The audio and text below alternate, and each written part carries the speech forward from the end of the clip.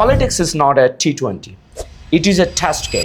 If we will be elected as a representative of the people, we will contribute to the government 15% GDP of the total GDP from Bazar, from Moheshkhali. Bay politics, Bay maritimes, and the lifestyle of, like this is a tourism city, so your lifestyle should be like a bay. You young peoples, you matters. You matters, you have to go through your own way. You shouldn't stop. Today I'll be talking with someone who has got a huge interaction. He is not more any other than Mr. S.M. Shujauddin, organizing secretary of National Citizen Party NCP, and also head in chairs of South Asia. Of course, he's also doing another job, quite interesting. He's been involved to take the affairs of Chittagong division. So, Mr. Shuja, welcome to Panowa News. Yeah, it's an absolute honor. It's also honor for us. You came to our studio and in our newsroom. How did you involve yourself with NCP? Thank you so much. I think this kind of conversations is really, really helpful for the peoples to understand the view and vibes. And I feel that nobody's apolitical. I'm a super political person. And last decade of my life, I've engaged myself in a different arena where I practice my political intellectuals, my logics, and also my pragmatic policy to the politics. Not only in Bangladesh and also in, I can say that South and South Asia. So when I was a student, especially the private university students, and that time there was a huge movement, that. And that time, it was the first time private university student became huge protest. Yeah. Like it was the first time that they showed up as a political person, as a kind of their consciousness really proved that, and the way they delivered their languages, it was too politicals, but it was their rights, it was their basic rights. That no VAT on educations. That was the moment, triggers in my mind. And then I feel that, I'm a young guy, and all the way came from the Bay of Bengal and to Dhaka. And it's a kind of a very urban cities, where the question of identity is a very complex. And that time I feel, there is a to where really I can connect with the people. How long ago you were talking about? I mean, like it was 2013, then 15, then 18, then 2024. That there's a lot of movement, like no VAT on education's movement, road safety movements and border killings. The human rights. So I went through a lot of things. It's I'm sorry for the interruption. What you have been saying, what you did as a conscious citizen, also student kind of protest. Yeah. But as you said, you are a kind of a political person. Yeah. Was there any particular political party that you had been involved? No, I was basically there are groups of people who used to practice their political philosophies. So rather than doing politics in the street, because I never thought that that could be this kind of a platform, even the environment was not like that too. A conscious person can deliver even their freedom of expressions rather than be political, because the plot was not ready to do politics, the person like me. So I was never been involved with any kind of traditional political parties, but I was always political, and I involved myself through my all kind of works. Well, I know a lot of new faces I can see on NCP. Yep. And a lot of new leaders have been produced or exposed by NCP. See, it could be you are not one of the rare cases, so I understand it.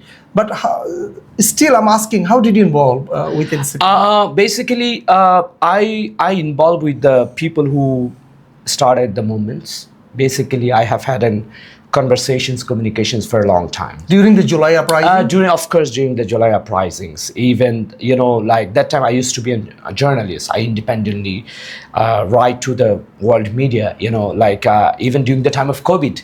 I did a byline where I criticized the government and publicly, in a sense, that time it went viral.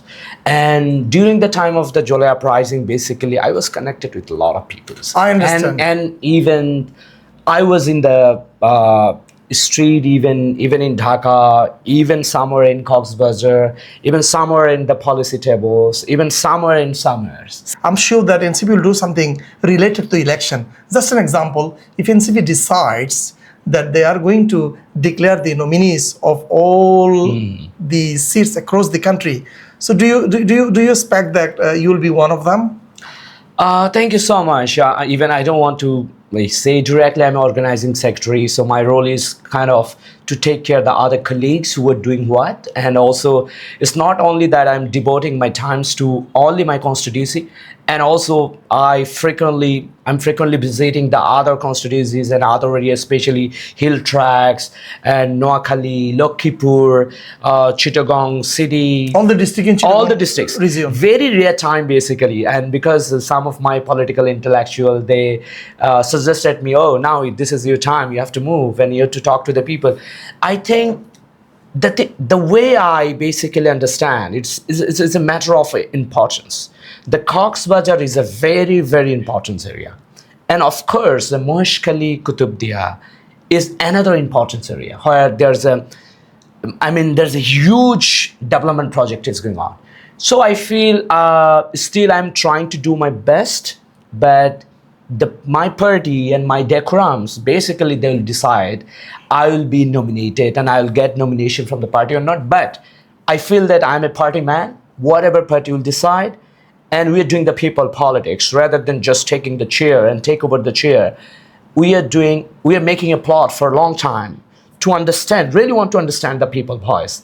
And I'm quite confident in a sense that people saying I'm doing good, but it's people will decide. Let's say, apart from politics, what NCP is trying to do, reformation, a lot of reformations, from education to administration, from judiciary to constitution. At the same time, NCP is producing the great female leader like Tasnim Zara, Dr. Tasnim Zara. She is one of the greatest examples of female leading the girls' politics. So do you think in this part of Chattogram, do you think NCP will be able to produce more female leaders that we would like to see in the future? Yeah, especially even you can see that like the Cox's Bazar, there's a few name, they're very familiar to all of the people. And also like we have, like if I mention Mishma, and Ginia, like she's a student leaders, but of course still, and also we are welcoming, there's a lot of female voices, like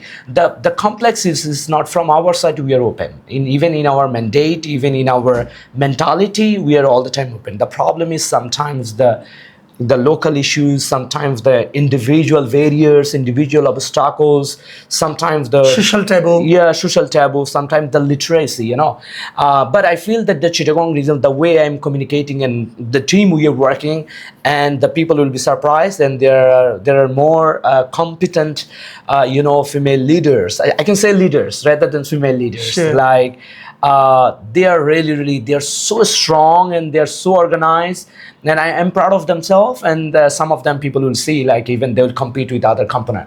Well, the other thing is we'd like to talk about July memorandum, also July charter, but I'm skipping this conversation for today now. But still, let's come back to Cox's Bazar region. As you said, Cox's Bazar is one of the important district, and it has tourism, it has huge potentialities, and it has some problems also, from Rohingya to environmental degradation, from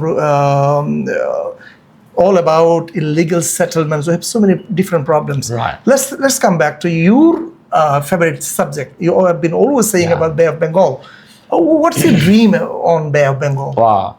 So basically we are living, it's kind of a largest Bengal and Delta. We are living with that. So it's a kind of an area where the whole world, even the South Asia, and they're now looking for, they try to dig down, like what exactly happening here, what it is.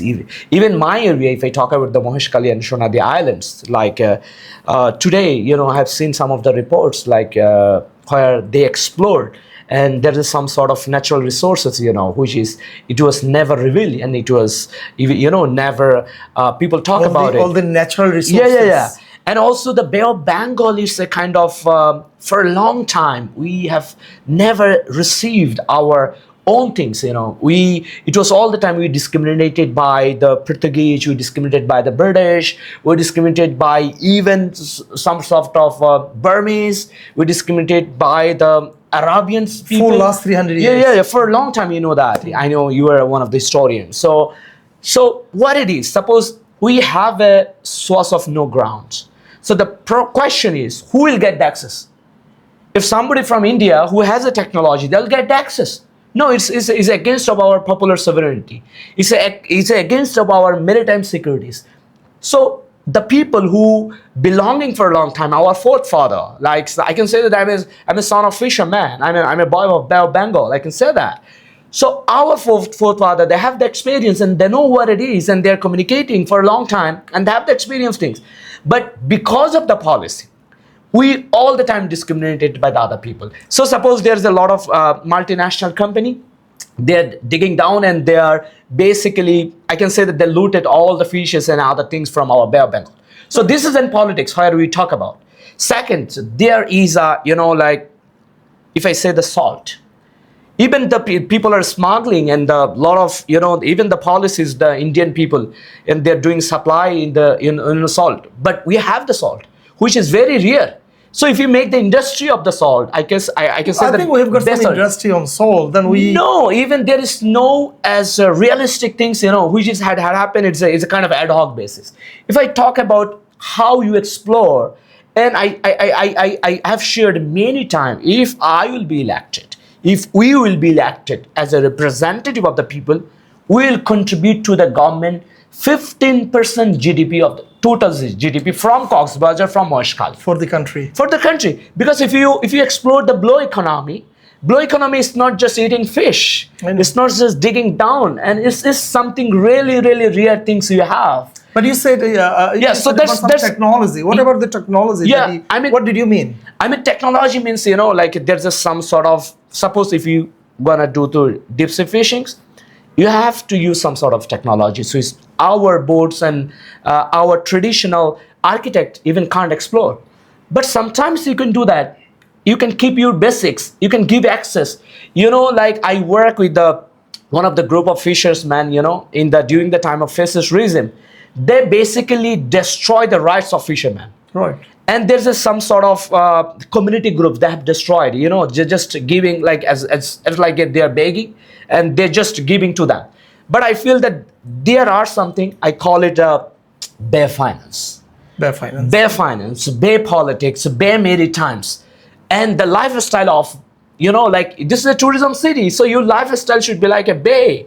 And because you born and brought up, you know how to swim. Right. And your forefather, our forefather, we know we understand the tides, and we understand the okay, so what's gonna happen, what's gonna wrong. But even the people, somebody from the top, they'll not understand. There is all the time problem in entire policy historically.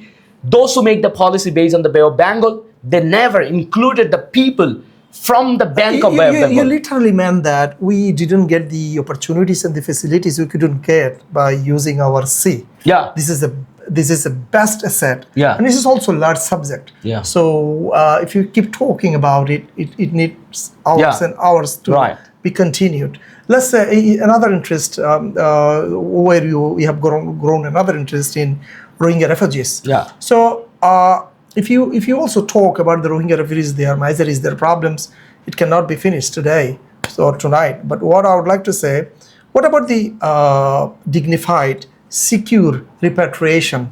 What are some of your suggestions that you'd like to make it happening soon Right. through international community?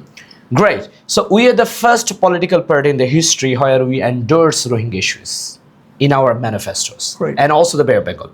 I usually committed myself, even in my party, and basically my party will decide the whole thing, but personally me, I will not take any fund from anyone who will be against of Rohingya interests, who will be against of the Rohingya community. It's a kind of my philosophy. Number two is, for a long time Rohingya talk about the repatriation. Instead of talking about the repatriations, now they're talking about return. What is your advice or what is your message to the youth leaders? I feel I can say that this is the politics is going on. I call it generational leaderships is going on. you leaders. You should decide yourself, but it has to be collectively. Politics is not a T20. It is a test game. We must need to ensure the tolerance. We need to know and also listen to experienced peoples. But we should not be, sad or frustrated because long way to go, and we'll do changes. If we'll be collective, we will be the kind of one of the powerful community, powerful group, powerful political party in South Asia. I can say that. You matters. If you are united. Yes, I can say that you young peoples, you matters. You matters. You have to go through your own way. You shouldn't stop. Whatever people talk about on behalf, you shouldn't stop. Just keep continue, boss. Well, thank you. It has been great pleasure to listen to you because you are more philosophical than you are a politician. Thank Every time you. you speak, you talk about a philosophy a lot. But Thank still, you. thank you so much for coming to our newsroom and thanking to Panowa News. Thanks to Panowa And audience.